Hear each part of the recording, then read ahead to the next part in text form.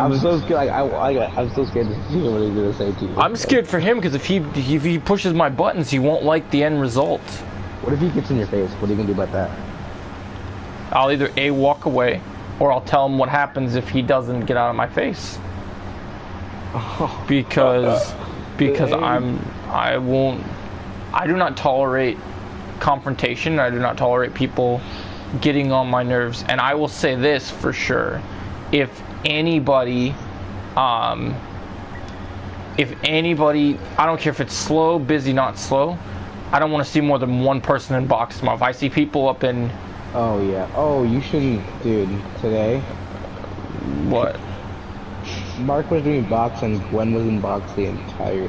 Yeah, they always do that. Like, it's ridiculous. Nothing wrong with that because... Okay, listen, today, luckily, was a good day. We didn't have a lot of people, but still, really? I don't like the look of it, and I don't like having to make half the people in concessions do work and everyone else doesn't do any work, so... And the annoying thing was that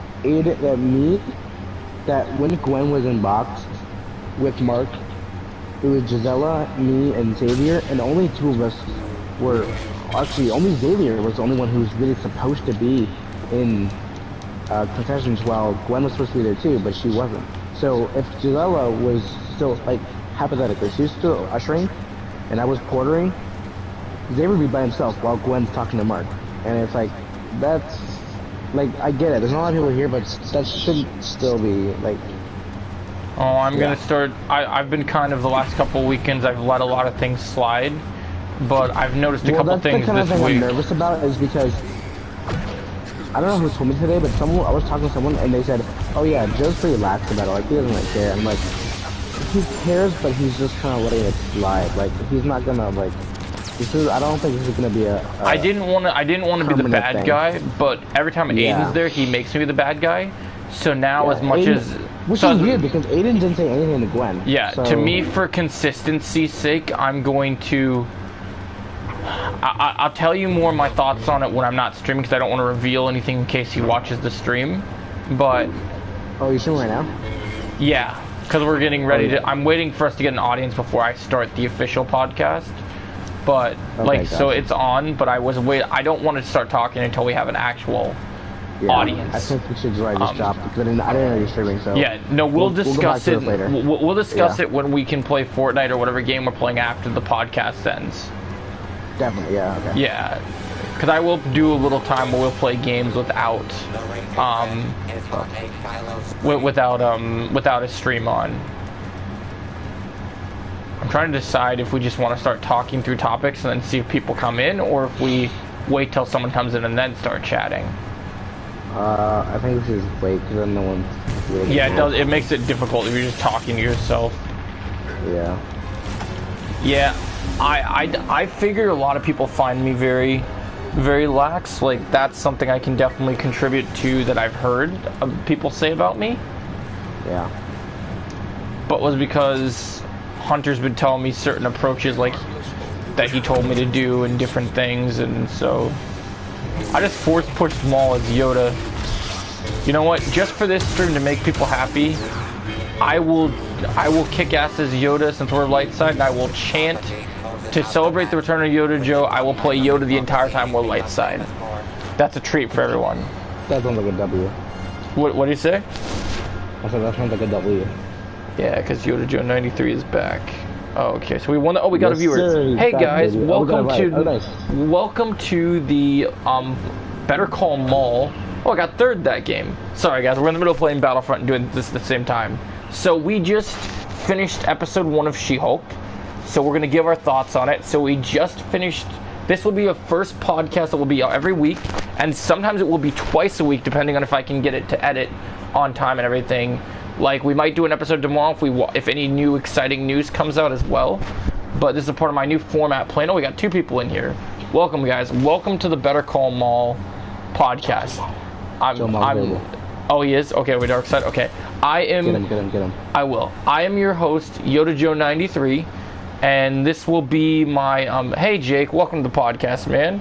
This is my good friend, Jake the Snake. Make sure you guys subscribe if you guys are new to him. He's a great YouTuber, likes to talk about sports, loves to talk about Sonic, He's got all these great contacts, and you can find him. And then you also got my friend over here. If you like playing Fortnite or just hearing about good takes on interesting movies, you should check out my friend Playboy Parker. Excellent gamer. Yes, he's gonna be the co-host today with me / guest. First guest. I'm kind of trying to figure out a format. Let me know in the comments if you got, or in just like the chat right now, if you guys would like me to have a co-host on a weekly basis and have special guests, or if you want me to do this solo and then just interview guests. What would you guys rather see? I'm very interested to hear your guys' thoughts. But anyway, we'll intend today as we discuss the co-hosting. Basically, we'll talk about today. We'll do a co-host, and we'll ask each other questions back and forth, and have banter and topics. And if you guys like it that way, we'll continue to do that, or we'll just do me interviewing guests. Oh, you think have a co-host, Jake? Okay, sounds good.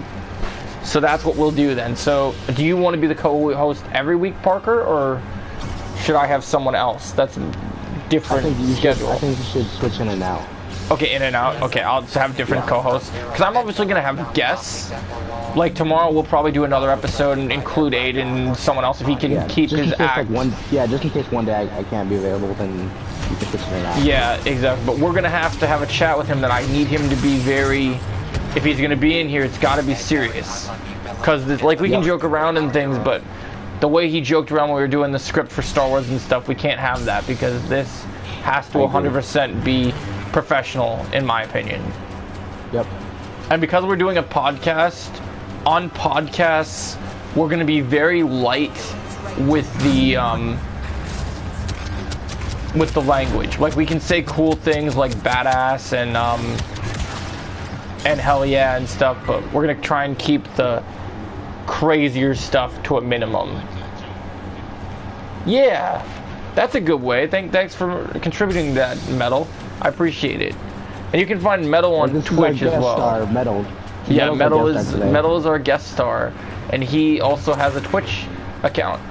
Would you like anybody to find you on Twitch, Metal? Do you have a name that they can reach you by? What can they find you at on Twitch?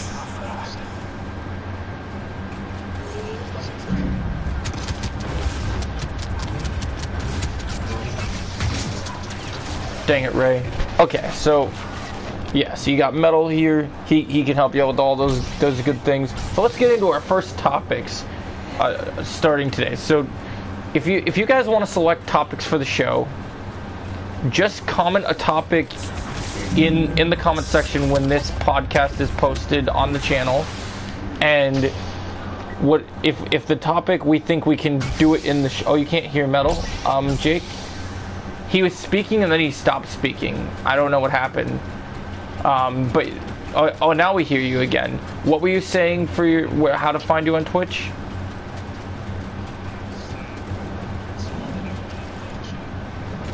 Okay, you put it in the chat. Okay, if you put it in the chat, then that's one way to find them.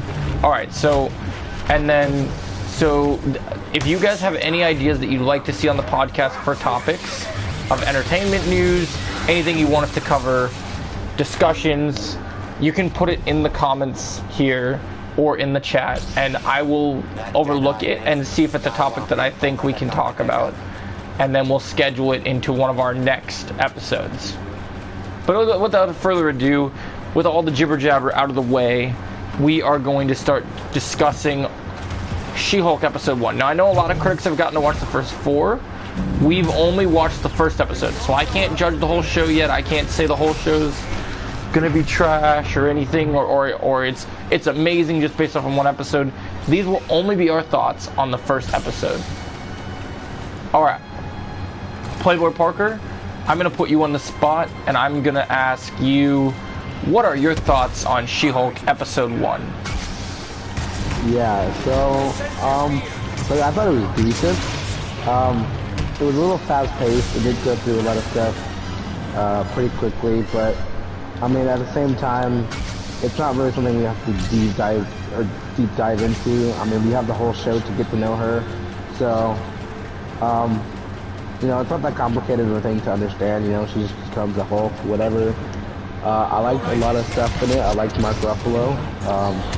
I think Tatiana Maslany did a really good job as Jen Walters, and I just thought there was a lot of decent stuff in it, like the humor. The action was pretty good when we did see some action, and honestly, the visual effects aren't as bad as everyone thought they were gonna be. So yeah, I agree. I think the visual effects are not as weak as some would say they could be, but I definitely think that they're pretty solid. The episode was solid for a pilot episode. I agree with Jake. I would definitely easily take this over Miss Marvel with only one episode. Sure. I will say that I can see why some people might not be into this show, but I'm all here for it. I like the fourth wall break. I like that it's a law show. I like that it's a comedy. I know people are like, oh, Marvel's trying to force more comedy out there, but I feel like this is a natural flowing comedy, unlike something like what's an MCU thing that has maybe too much comedy where it shouldn't have comedy. I'm trying to think. Yeah, so it's like this was really good, cause this was really cool because we got to see more of what was going on with, like, we haven't seen really any proper screen time with Ruffalo as Hulk, so it was nice to see that they got a little time. We got to see the cousins bond. I'm pretty happy with how they treated the origin of her powers. I think that's a pretty faithful way to do it. I thought the humor was pretty good. Like I said, VFX, obviously they could use a little work, but for the most part, I thought it was pretty solid. You could tell the different colors between She-Hulk and Hulk.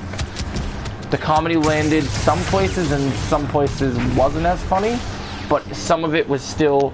I don't think I have any criticisms in this episode, except for if you look at this as a show other than being a comedy, then you'll obviously have things to criticize. Yeah. The only criticism I have of this is I do agree with you. I think it moved a little fast, and when you think of the overall plot, the meat and potatoes of a pilot episode, there wasn't a lot of plot outside of what we saw. Yeah. So, but it was a solid episode. I'm looking forward to tuning in on it every week. It'll be interesting to have discussions about it. We all know what episodes we're really looking forward to, so I think, yeah, guys, I think, what are you going to score She-Hulk episode 1? Because we're going to have scores on this show. Episode 1, I'll give it like a 6.5 out of 10. So a little above average. Yeah. That's not bad. I'm gonna go an extra mile just because I did enjoy it more than the first Miss Marvel. Oh, that's a good score. So you're going for an 8 out of 10, Jake? I am gonna go, for me, very generous. 8 out of 10 is? 8 out of 10 is? Or is that what you said? I think 8 out of 10 is very generous. 8 out of 10 is like... Yeah, I'm going 6.5 out of 10. Yeah, I'm pretty happy with that one.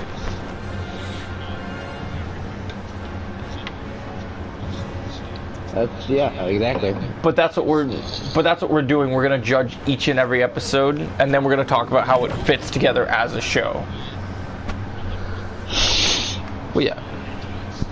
But this is the thing I've learned. Whenever you're doing a weekly TV thing, each weekly episode has to kind of be looked at in a certain way. And so I think that's the thing here, is like, as a weekly episode, you have to kind of look at it as weekly content. And for sure. Yeah, I'd say that's our thoughts on She-Hulk. I'm pretty satisfied. I like the episode. I'm interested to see what happens in the next one. All right, now let's move on to topic number 2 today, guys. Today's next topic, we will be covering how Tony Gilroy, who is the showrunner for Andor. So we got 2 parts of this topic, okay? Part 1 of this topic, we will talk about the big elephant in the room. No, yeah, let's talk about the Rogue One stuff first. So, because the big stuff, we're probably gonna spend a lot of time talking about the whole, like, why it's interesting that he's not into Star Wars, right? So, Yeah. so let's go with the first topic. How do you feel about the fact that Rogue One, a beloved Star Wars spin-off, is getting a re-release with new footage hyping up Andor? Look, man, I love it. I mean, maybe a hot take, but Rogue One's my favorite Star Wars movie by far. And I love it so much. There is nothing wrong with that. I am very excited to see it again in theaters because that first time watching it in theaters, wow, chef's kiss. So Yeah. I'm really excited to see it again on the big screen. It'll be probably really nostalgic for me because I remember seeing that in theaters like a while ago, and Yeah. like, oh my god. Yeah, this is Rogue incredible. One will be cool in theaters. I'm looking forward to just seeing the Vader scene again because I never got to see it in IMAX. Yes, so exactly. that will be nice. I definitely feel this is a good idea, especially with movies, especially with September. Outside of a couple fun things, there's not going to be a ton of movies coming out. So Yeah. it makes sense for them to capitalize on something that we already know people love. So I definitely think that that's going to be cool, and I'm looking forward to it. And I think it's a great marketing strategy too. and whatever to kind of promote thing Andor. they include with Rogue One, as like, I don't know if it's a clip from Andor, if it's a new trailer, whatever it is, I think it will be cool to see what they're here to show us. All right, so next part of this. So alongside this piece of news, Tony Gilroy has told media outlets that he's not a Star Wars fan, and that he wanted to make Star Wars more realistic. Like, he wants to make a story where he wants to make it realistic, but he's not, quote unquote, like a lot of these really good people like Dave Filoni, Jon Favreau. They're fans. He's more along the signs of, like, he's in the business of making money, and he wants more realism, more gritty realism in Star Wars. Which this could go one of two ways. This could either really hurt him and get and credibility towards people wanting him to do more Star Wars projects, but it's all going to depend on the execution of the show. Or it could be one of those things, like, maybe because he's not a Star Wars fan, he's not blinded by some of the things that some of the Star Wars fan people are. So when in terms of making just a really cool show, he might give us that kind of feeling. What are your take on this one, Parker? Look, I mean, it's interesting. It's going to be really interesting to see someone who doesn't know a lot about Star Wars to do a Star Wars thing, but I'm kind of down with it because I would love to see a more grounded version of Star Wars. Star Wars has always been about the spectacle and the huge, like, everything being huge. I agree. And stuff, but I'm loving the idea of seeing this grounded version of Star Wars that feels more close to, I mean, Star Wars is not anywhere near realistic, but it's close to the, you know, it's closer to what we have in, like, you know, the newer, like, just regular, oh, it's like a lip, like, just regular shows that, like, you know, deal with, like, such a grounded stuff, like, you know, how it feels to be oppressed and stuff, especially with the Empire, like, ruling over the galaxy right now. Or not right now, but like how it was back then, and seeing the effects on that, and like just, you know, everyday planets, it's gonna be pretty cool. So, yeah, I can't wait to see what, you know, what spin this guy puts on Star Wars. Yeah, I think those are great topics and great thoughts aside. I really do think that's gonna be interesting to see where they go with it, and I'm looking forward to it still, even with this stuff in mind. Like, I think someone who maybe isn't necessarily a fan could still produce some interesting television and give us an interesting story. Especially if he's coming from a gritty realism thing and he's not one of the Disney juggernauts, he might have actual good things to say. And I think he's a pretty good writer from what I've seen his other work, so I'd imagine he's got some pretty good strategies and plans. Alright, guys. Let's switch gears back from Star Wars to Marvel. So those are our thoughts on that. Let us know what your guys' thoughts are in the comments below, and let us know.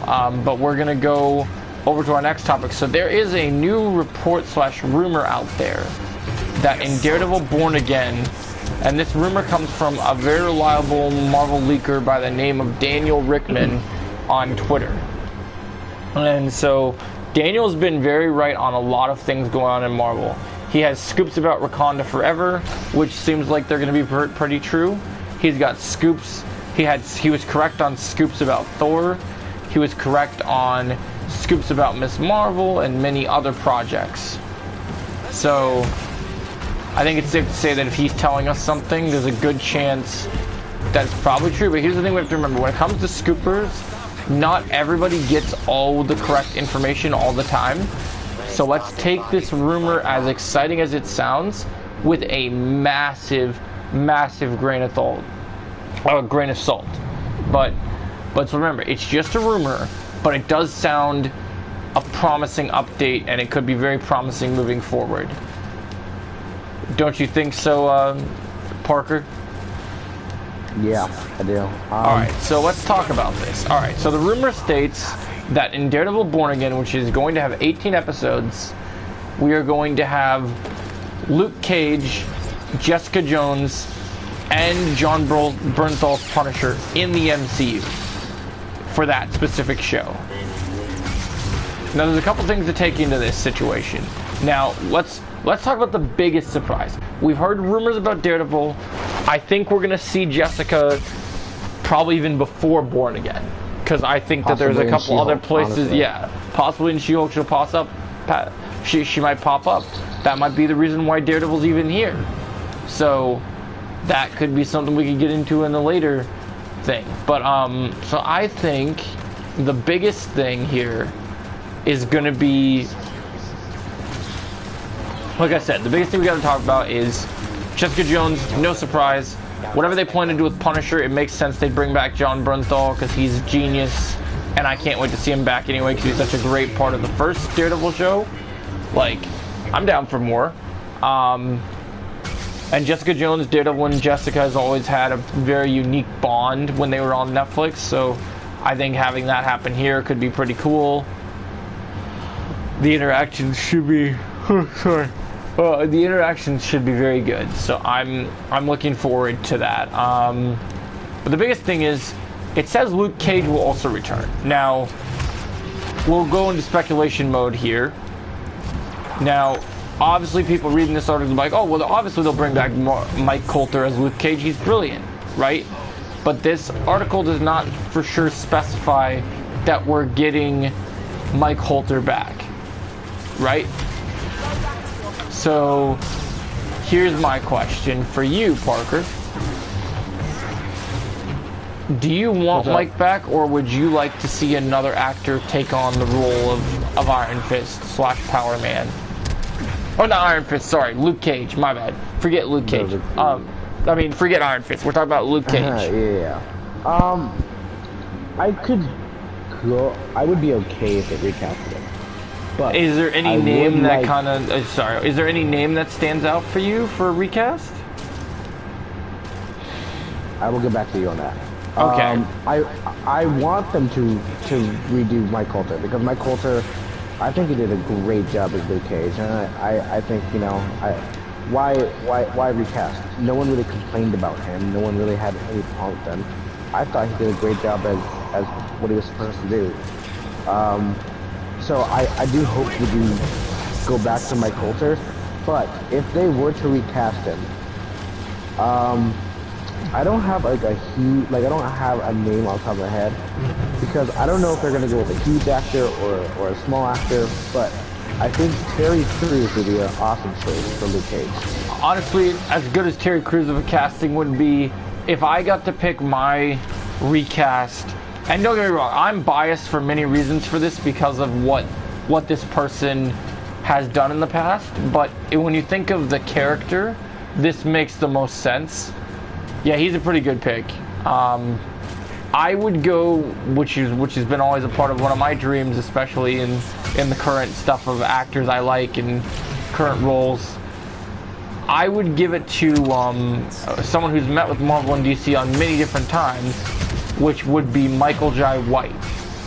who was the Bronze Tiger in Arrow on the CW, and he's known for, you know, Black Dynamite. He's known for Blood and Bone. He's got quite a few good credits under his name, but he fits the bill.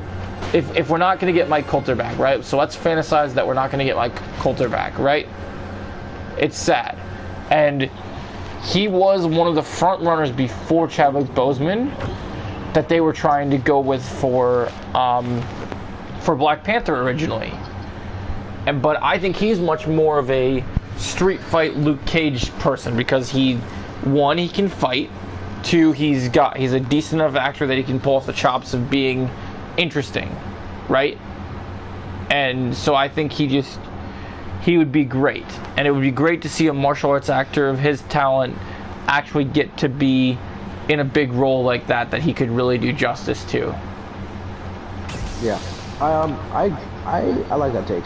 Because and then I've seen Blood and Bone, and that's actually, it's pretty good. So, it's a pretty good example for... It's actually really good. Blood and Bone's one of my favorites. I'm down with that, man. I'm down with that. For sure. Yeah, I think it'd be cool. I think if they weren't gonna get like a big name like Terry Crews, I would pick him. Yeah.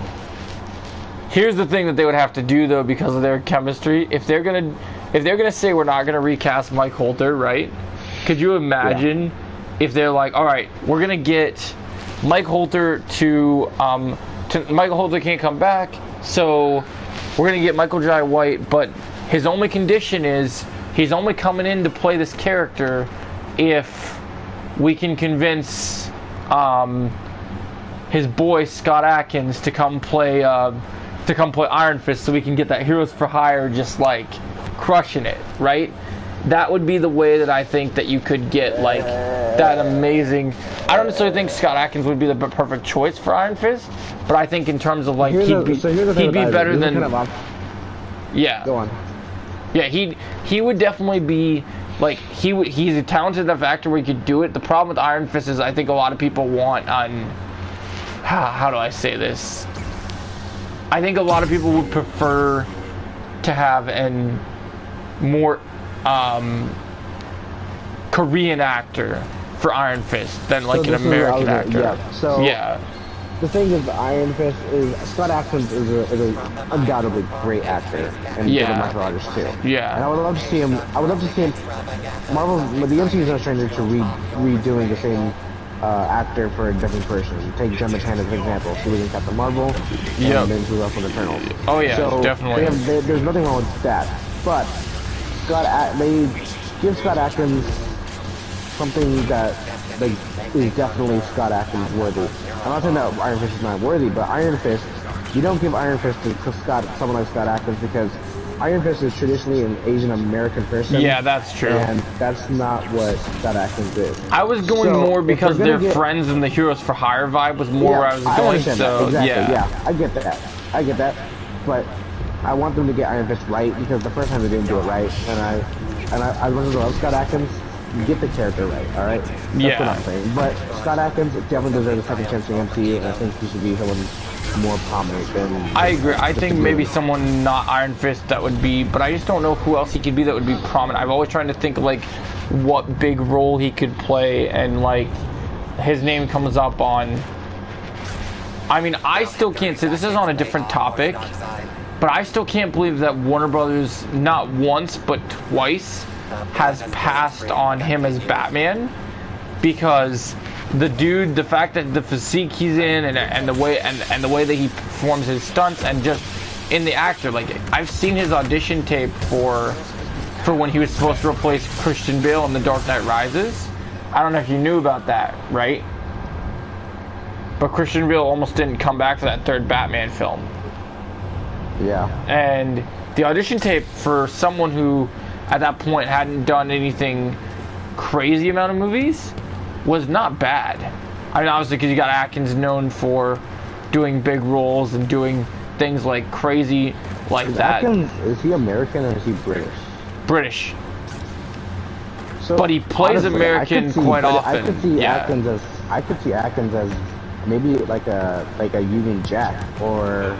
The only problem is with Union Jack is you don't put Atkins as a character that is gonna be how do I say this?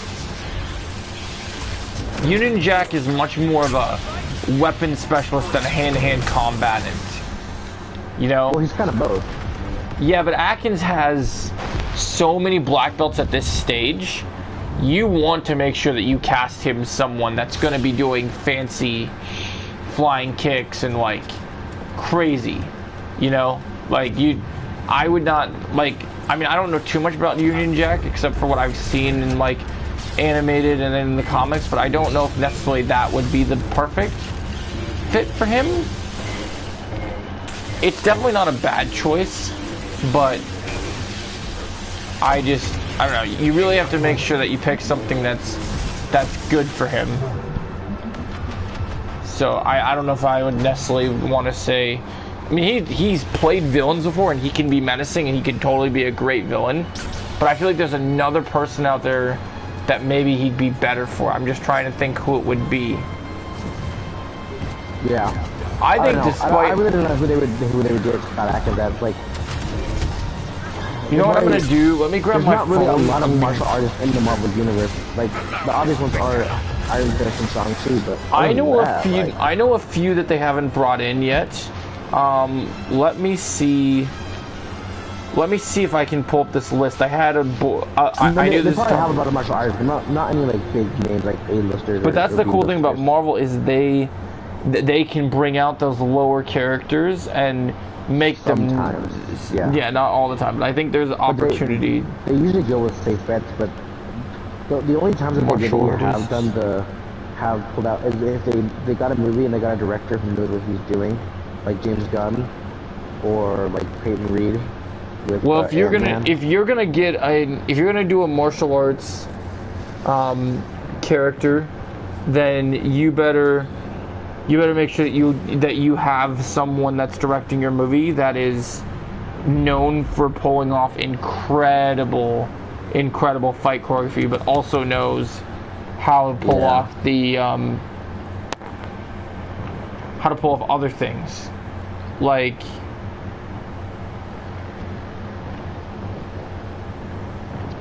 has Tony Masters... They're no stranger to changing characters too. Like they could definitely make Union Jack a fighter and a weapon specialist. Like they could change that. Look at Miss Marvel. They completely changed her powers. The other thing I was thinking about, does it matter what race a better version of Taskmaster is? Like, has Tony Masters always been black, or is he white? I actually don't know. Has he been? I've never seen Tony Masters. I think he was white, wasn't it? Or was he mixed? I can't remember. Because I know that'd be something good for him too, because Taskmaster's such a big villain, and you think about they could definitely get him as Taskmaster. Like, just imagine like all the different. That's a good way to have redemption, because think of all the move sets like he would be able to figure out. Like, some of the best characters in Marvel that have great powers, and Taskmaster's able to mimic some of the best fighters in the MCU. Right? Like, imagine he's fighting Shang-Chi and Daredevil, and imagine he's able to just, like, counter their best moves. Like, that would be pretty crazy. Yeah, I think that's definitely, that option is definitely on the table. There's definitely more, but I do like your thing. They could change Union Jack to make him more a mixture.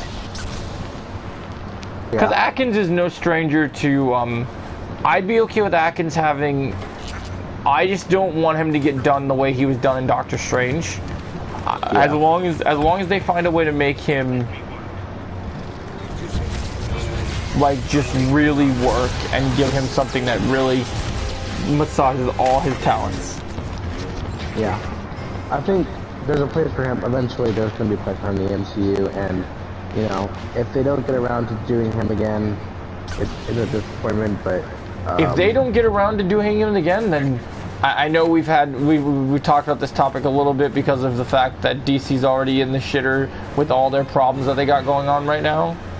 Yeah. If Marvel can't get it, then DC's got to get something for him, because it's like DC, from my knowledge and from what I know, has way more known martial artists than Marvel does. Exactly. Yes. they forget him as a bunch of people. So, I could I see don't think they would have to him. worry about that. Yeah, no, I agree. Hell, he could even be like you know, if they don't go through with Joe Manganiello as Deathstroke. Dude, he'd be Deathstroke, amazing as Deathstroke. He'd be so intimidating. If you want to see what he would be like as like a real good villain, my favorite movie of his where he's a villain is, it might still be on Netflix. Like, there's a movie called, what, do you get kicked?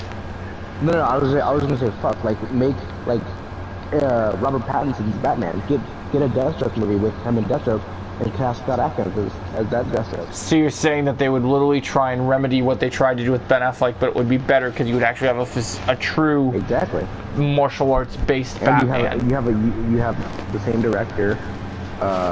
Forget what was his name. Fuck. Dude, if Gareth Edwards did that, because that's also the dude that did Rogue One. I don't know if you know about that, but yeah, I know. Yeah, yep. He did Rogue One. He also did Godzilla. You know what else he's most known for that people always forget about? What's that? He got his fame from an Indonesian film that I put on my name tag. Oh yeah, the Raid 2. He's most known for both raids, but the Raid 2 is exceptional. But yeah, no, they're both very. So yeah, he definitely has dipped his toes into the more broader action craziness. Gareth, or not Gareth, just last thing I have to say about Scott Adkins. He deserves a chance to be in the spotlight. Everyone should notice him because he's a great actor. He's a great martial artist. I agree. I mean, he deserves that role, man. He deserves that 10 out of 10 role. So, hell, yeah. I mean, if they can't get him in these big IPs, like, because these studios just are so hell-bent on big Hollywood actors and whatever, then this is a kind of a hot take, because we're going to get onto this in the next topic that I had listed, because we're talking different news.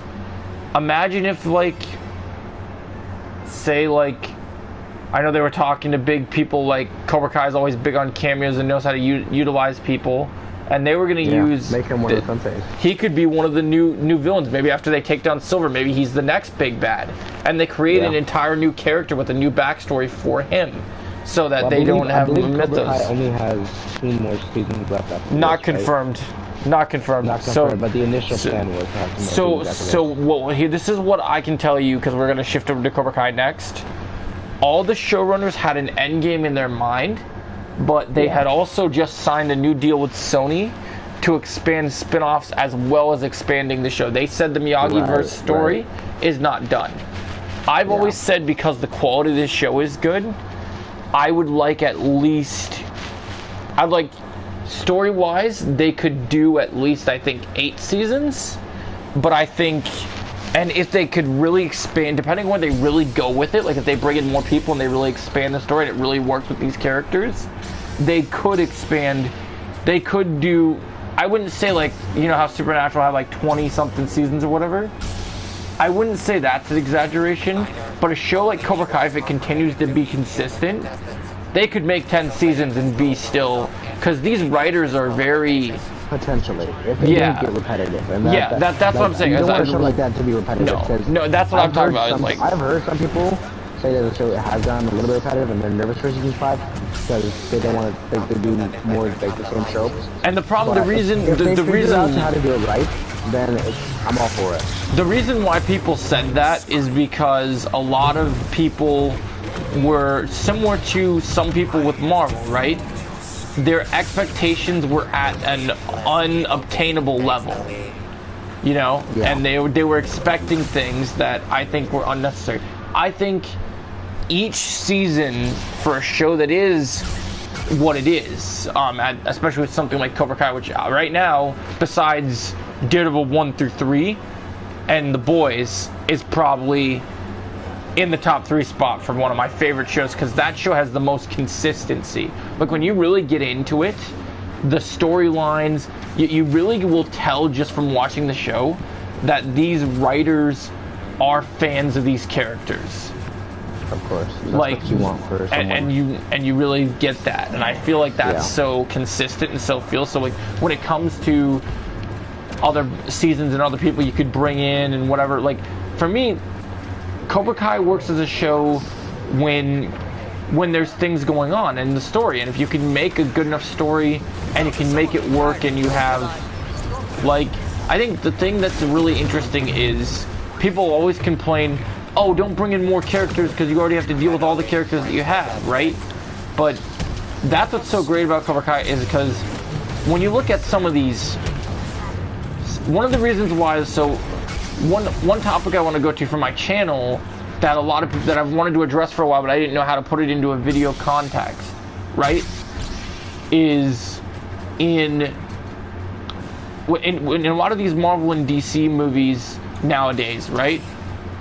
They try to, it's okay for your villains to have layers, right? But Yeah.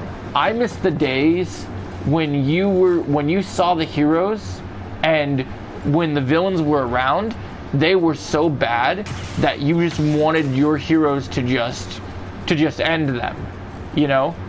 I miss the days where a villain was as simply just a villain, you know? Like just like mustache twirling, like take one of the wolf kind of villain. yeah, but like there's more complexity to them, but they're not like, oh, I did a bad thing and I need to be redeemed for it, you know? Like, it's more of like, I get what you're saying. So more like just menacing, all out, pure evil villain. Yeah. That you believe and you buy them.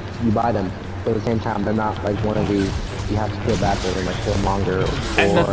And the thing that I think is so impressive with, so I was reading a bunch of, to get ready for all the Cobra Kai content I've been creating, I was reading an interview where the actor that played Terry Silver did not want to come back to play Terry Silver. He was in retirement for over 16 years from acting. Wow. And do you know how do you know why he came back? Why?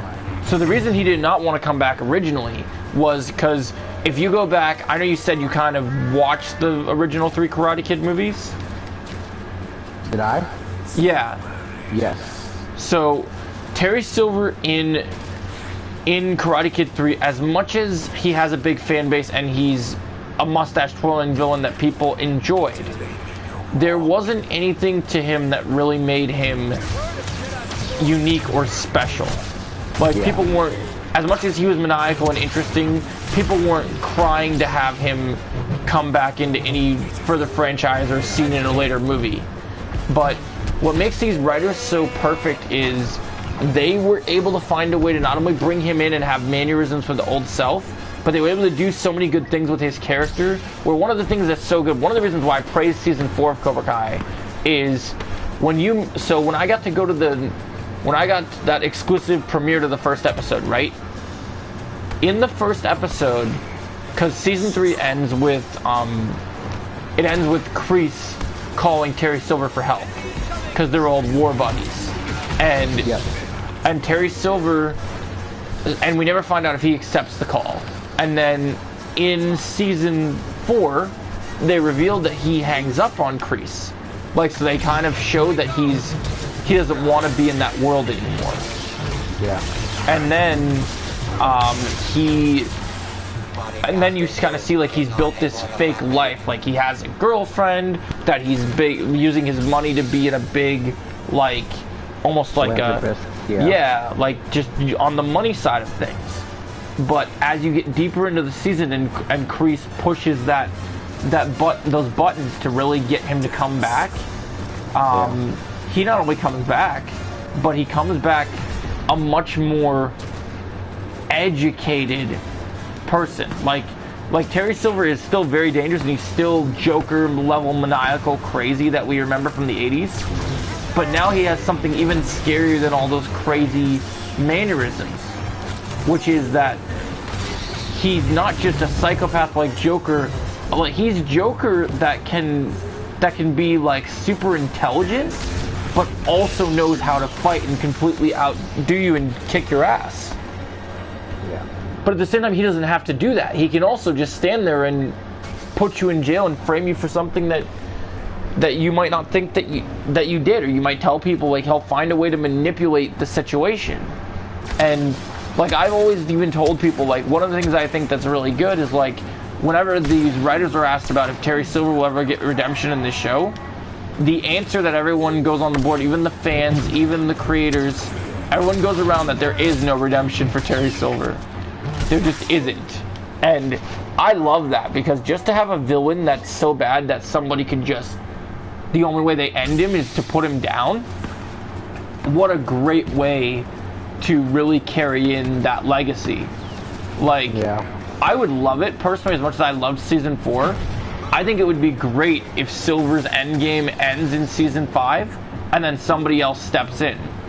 Like we have these other senseis. That's where it's going. You had what on Twitch? No, I said that's how I feel like it's going. Yeah, it just will be interesting. Hopefully they come up with a way, like with Silver being end, it can't. Sometimes in these movies and TV shows, they make it either too weak of an ending or it doesn't make sense. You know? Yeah. Like if he ends, I don't want him going to jail and then they're just like, oh well, yeah, we're just not going to focus on him anymore like some shows do. You know?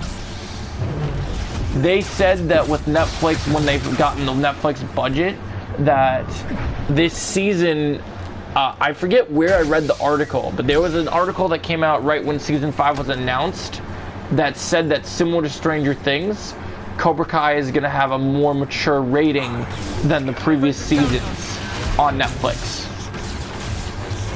And the reason why I think this is important is because it insinuates that some very dark things could happen. And do you think they're gonna kill him off? I do, but I think it's gonna be meaningful in a way, because I think it will be someone who they'll use someone who deserves redemption to kill the man that doesn't get redemption. Yeah. I believe that Kreese is gonna kill him. I believe that Terry Silver is going to. I believe this season is going to be more focused on the adults than the kids, and the adults are going to be in all-out warfare. And so I have 3 theories. So one theory is Chosen comes in, is pushed to his limits, and Chosen is so badass that him and Terry Silver, they go at it for a while, and they're both very strong opponents. But Terry's just Chosen is just better. And he just, because they showed in the first teaser that Chosen is a master in weapons and is not afraid to take the fight to that bloody battle warrior level, you know? Yeah. So like, and Terry fights with the mindset, like Terry's a good fighter and he's got a black belt and he's a sensei, and that's great. But Terry also knows when he's met an opponent where he's losing. And when he loses, or when he thinks he's gonna lose, he does the thing that Cobra Kai is the most known for, which is fighting dirty. And so he'll have some trick up his sleeve that will do things. But the other 2 ways that I could see Terry Silver getting ended are, I could see Daniel getting pushed to his limit and going like full offense crazy on him and almost killing him. But then because Daniel's meant to be, you know, he's like supposed to be the lead sensei in Miyagi, which is all about peace in the valley and having what's it called? And finding that balance, right? So to have him go and kill, even though Terry Silver is his mortal enemy, to have him go and kill Terry Silver when he's supposed to be the main hero of the Karate Kid films as an adult now, right? Like, Miyagi's legacy is with him. I don't think Miyagi would approve of Daniel just going and killing Terry Silver. Yeah, of course. But I think that if he's pushed to the limit, and then you get something like he's pushed to the limit, like, and then Johnny or Kreese come in, who have a more offensive background and their morals aren't as blurred, you know, like they'll do what needs to get done. I honestly would love it if it's Johnny, because of the fact that if something were to happen to one of to Johnny's son, being Robbie, or anyone that Johnny cared about between Robbie and Miguel, or anyone, or even Miguel's mom, who Johnny's dating, right? If anything were to push Johnny's buttons, Johnny is the type of offensive fighter, when he gets pissed off, you do not mess with him. Like, that's the thing, is Silver fought a very balanced Johnny that hadn't had all the defensive training yet, but now Johnny is training with Chosen, and at the current level, Chosen is stronger than Daniel. So with a few lessons from Chosen, Johnny will be more than a match for Silver. Because in terms of offense from both of them coming from the best Cobra Kai students, you have to remember, while Terry Silver was like Kreese's right-hand man and one of the fiercest fighters in the history of the dojo and all those fun jibber jabbers. Johnny to Kreese is like a son. So everything that Kreese was good at, Kreese taught Johnny. Yeah. But Johnny in, say, his older age is more skilled than Kreese, because those techniques that Kreese taught Johnny, when Johnny became a sensei and learned the ways, he found a way to make those things better. So I think it'd be pretty poetic, especially if Johnny were the one to save Daniel, because it's really cool that, like, the thing I really love about Cobra Kai is, like, I love the evolution of where we're at with the show. Like, when the show started out, Johnny and Daniel, you wouldn't even think of them ever teaming up, right? Because they're supposed to hate each other. They were sworn enemies. Yeah. And then over the courses of the season, you see that they're more like each other. Yeah, they're more like they still bicker and they still have banter, but it's more friendly. They need each other. Yeah. Like, they're not going to bust out and, like, even before things got serious, they became friends for the sake of their students. And they wanted to help everybody out. And so that was kind of where they got their buzz. Yeah. So it's really just kind of one of those things that's really cool. So yeah, I look forward to it's really cool to see, like, as you're watching some of these more higher budget things, it's cool to look back at a show that can do high stakes but doesn't have to have $1 million CGI budget, or like, so it's very cool to see. Yeah. Go ahead. You have a question? No, well, look, I don't know a lot about Cobra Kai, but from what all you said, like, I agree. Like, that sounds like a great plan for the show. Yeah. You know, wherever it's headed, and honestly, they can't really mess it up because they've gotten this far and they've done pretty good. So, but what I was gonna say was, you know, exactly what you were saying about Terry Silver. That format should be applied to more villains now that we see across, like, a lot of other, you know, movies and stuff. Like, and like, I agree. Like, that's why I pushed him some more. Yeah, go ahead. I think what Terry Silver is now, I think that's what Doom in the MCU should be. Well, yeah. What if they? This guy's so evil that the only way you get rid of him is to kill him. Because he's like that fucking batshit crazy, but he's also intelligent and he's menacing and he knows he's good. And but which of the heroes do you? He'll literally kill you if you. But here's the thing: which of the hero could even get close enough to killing Doom? Because remember, as much as we love Daredevil, from my reputation that I've seen, Daredevil is definitely not a killer. Yeah. So, like, I mean, there's the obvious, like, depending what they do with Moon Knight, they could bring Moon Knight in, obviously. See, well, I don't even know if one. I don't really think that you can give one hero to kill him. Maybe multiple, like you think, or something like that. But honestly, I think Doom could be his own downfall. I think he could kill himself somehow. That's true. And like but that would also give the heroes, like, we really couldn't defeat this guy. Like, the only way we could. He defeated himself. Like, I definitely hope that they never.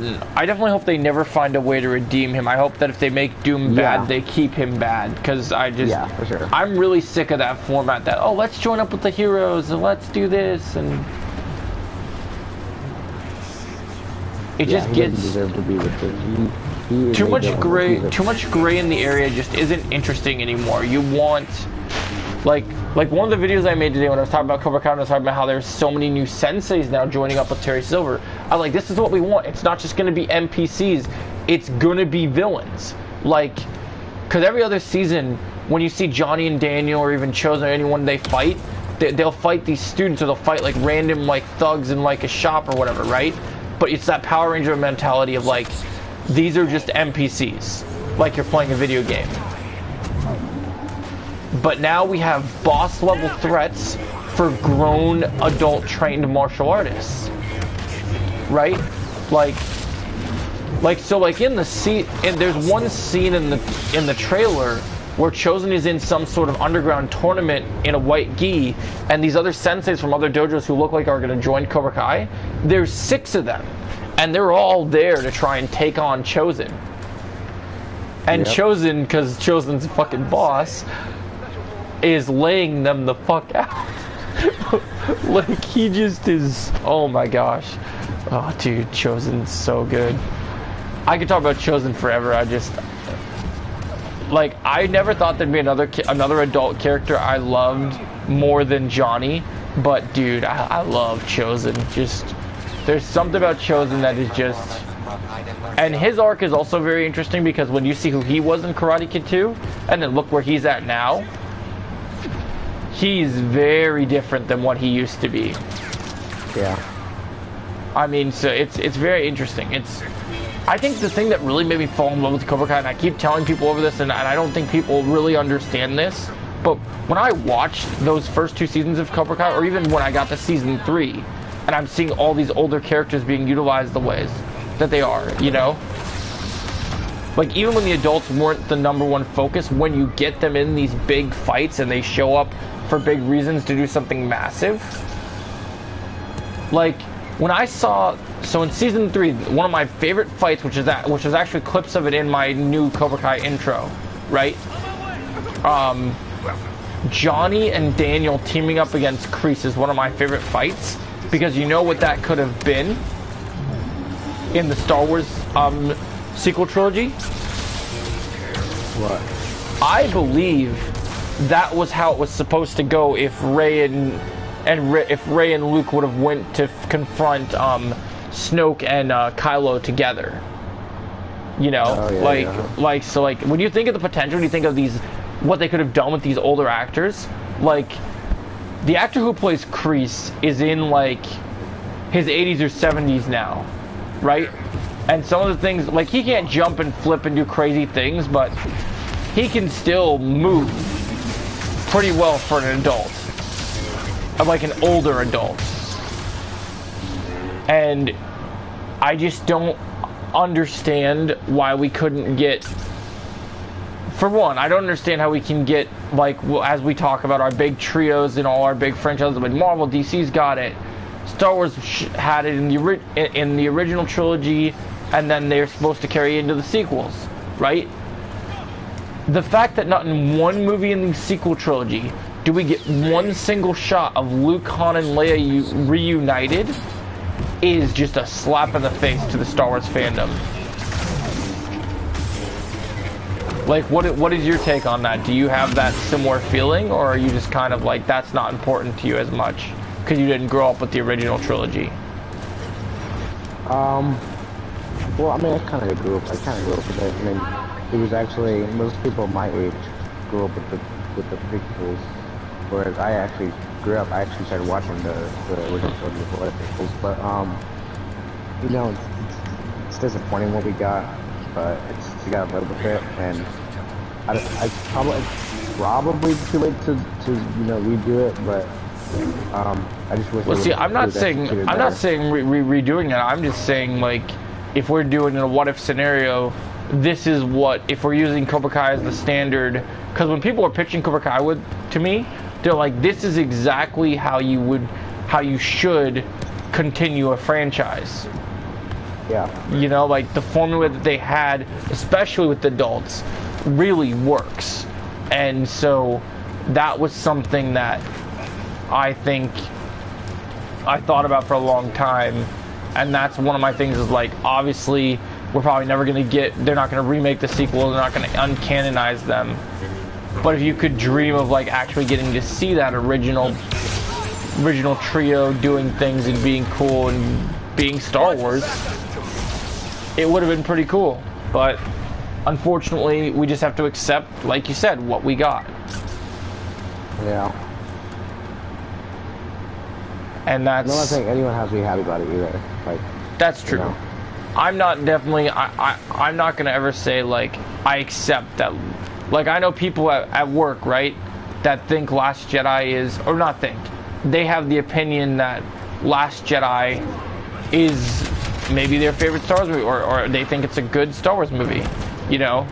And a part of me as a Star Wars fan wants me to say you're wrong, right? But then the other part of me is like, it's okay for you to have an opinion. I don't necessarily agree, and for me that movie ruined parts of my childhood. But I understand that you might have a different take on it. I just don't understand how Studios could fuck up one of the biggest series, like movie series ever. It's just. I don't understand how they. It's almost unfathomable. It's just almost like uncomprehendable. I don't understand how you take the son of. I don't understand how you built up the character to be the son of Anakin Skywalker, and then literally they build him up for his return that everyone's been waiting for at the end of Force Awakens, and then what we get in Last Jedi just, even for Mark Hamill's standards, was not good. I'll tell you this, Last Jedi has taught me one thing. If I ever see an actor hesitant about a way a certain character is written and has problems with it, I'm going to steer clear from that movie. That's one thing that Last Jedi has taught me. Because I did not listen to Mark Hamill when I watched those I listened to him, but I didn't like go and be like, oh, I actually was genuinely excited for Last Jedi until I saw parts of the actual product. So like it's like, man. But yeah, guys, thanks for enjoying us talking. We're gonna end this first episode of the podcast. Thanks for coming in. Great topics all around. I hope you guys have a great rest of your night, and we'll see you in the next episode. And may the Force be with you. I'm going to close this, and then do you want to stay on Battlefront, or you want to switch over to Fortnite so we can have our real conversation you wanted to talk about? Let's go to Fortnite. Alright, sounds good.